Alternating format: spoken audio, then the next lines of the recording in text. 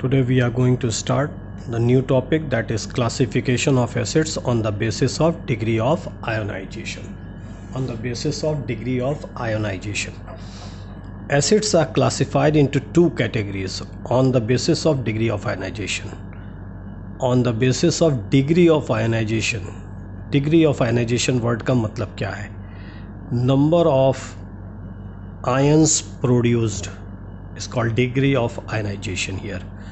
तो इसके बेसिस पर एसिड्स को जो है स्ट्रॉन्ग एसिड और वीक एसिड के रूप में क्लासिफाई किया जाता है. स्ट्रॉन्ग एसिड्स और वीक एसिड्स को degree of ionization here, degree of ionization के रूप में के फॉर्म में स्ट्रॉन्ग एसिड और वीक एसिड के रूप में इसको क्लासिफाई किया गया. स्ट्रॉन्ग एसिड किसे कहते हैं? An acid which is almost completely ionized in water.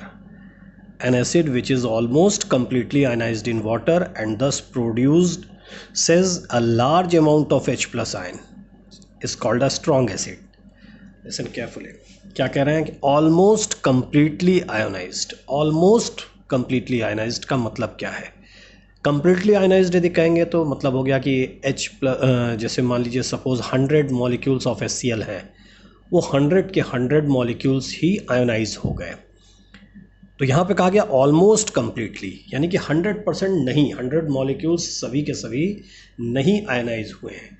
यानी ऑलमोस्ट का मतलब यहाँ पे हो गया 70, 80, 90 मॉलिक्यूल्स तक क्या कहते हैं आयोनाइज हो गया. तो that is called almost completely ionised in water and thus produces a large amount of H plus ion is called a strong acid.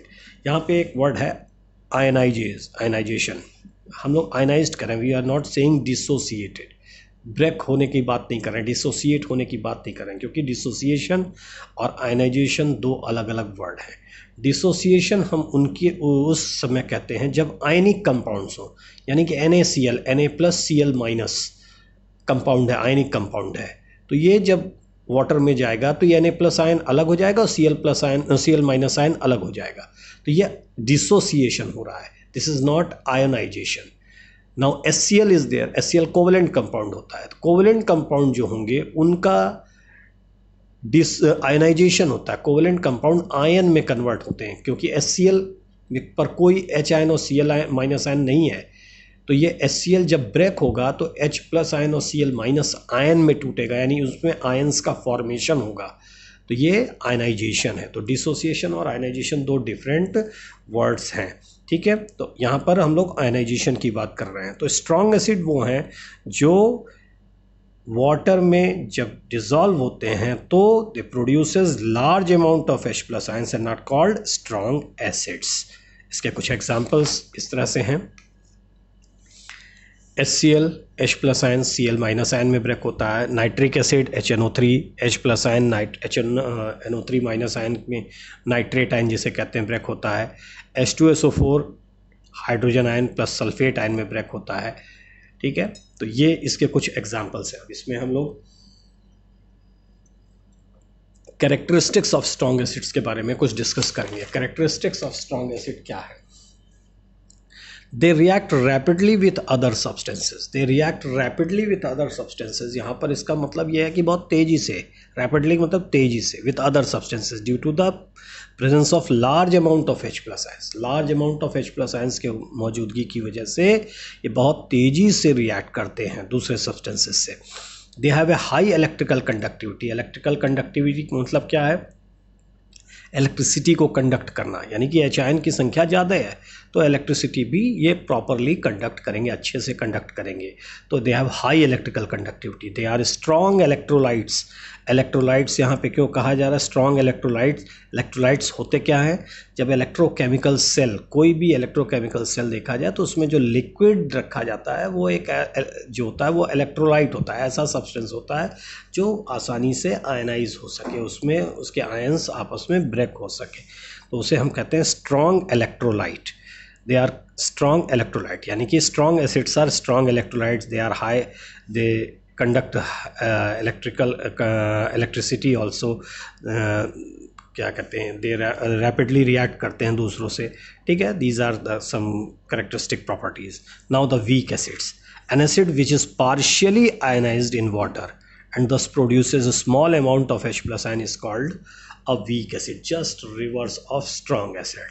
वहाँ क्या था, ऑलमोस्ट कंप्लीटली आयनाइज्ड हो रहे हैं, यहाँ पर हम कह रहे हैं कि पार्शियली आयनाइज्ड है.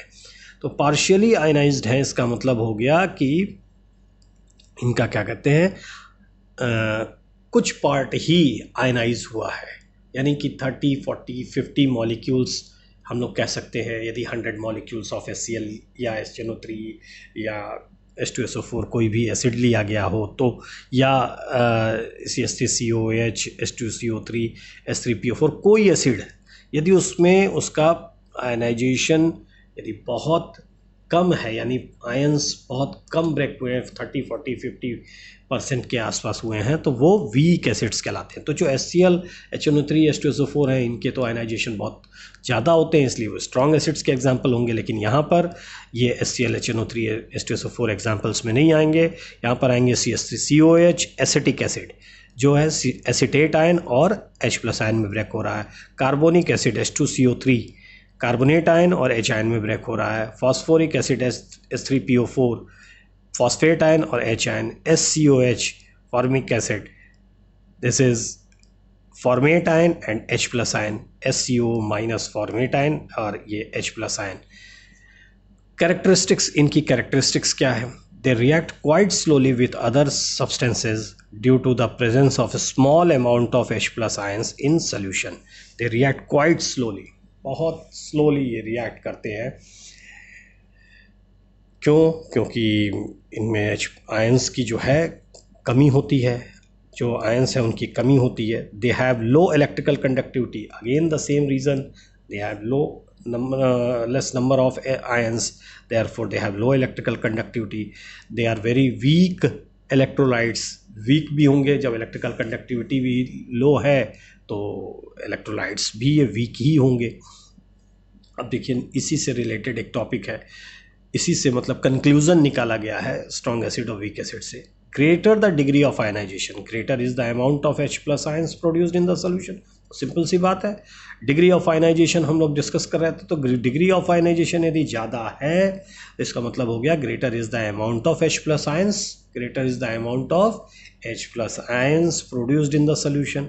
दस the stronger is the acid, acid stronger हो जाएगा. जस्ट इसी का उल्टा यहाँ कहा जा रहा है कि smaller the degree of ionization, smaller is the amount of H plus ions, smaller is the amount of H plus ions produced in the solution, thus weaker is the acid. यानी स्ट्रेंथ जो होती है acid की वो degree of ionization के directly proportional होती है. ठीक है, डिग्री ऑफ आयनाइजेशन ज़्यादा होगा तो स्ट्रेंथ भी स्ट्रांग होगी, और डिग्री ऑफ आयनाइजेशन कम होगा तो स्ट्रेंथ भी कमज़ोर होगी.